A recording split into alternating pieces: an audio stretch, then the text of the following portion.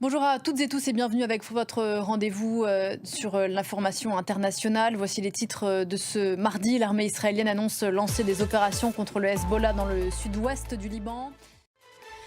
La guerre est entrée dans sa deuxième année au Proche-Orient, au lendemain des commémorations de l'attaque terroriste du 7 octobre en Israël, sur lesquelles on va revenir dans un instant.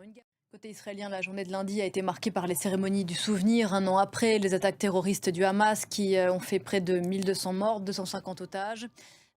Ce 8 octobre marque aussi l'entrée dans la deuxième année de la guerre à Gaza.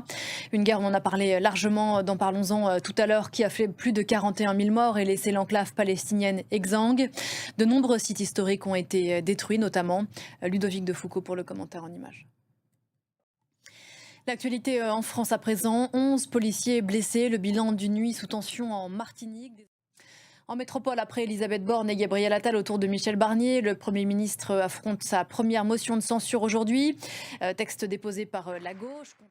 On va quitter le plancher des vaches quelques instants, prendre l'air. Le décollage réussi de la sonde européenne Hera. Elle a quitté la Terre ces dernières heures depuis Cap Canaveral.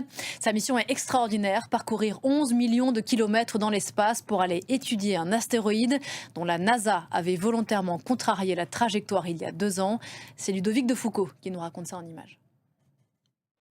Voyage, voyage, on se retrouve juste après ça.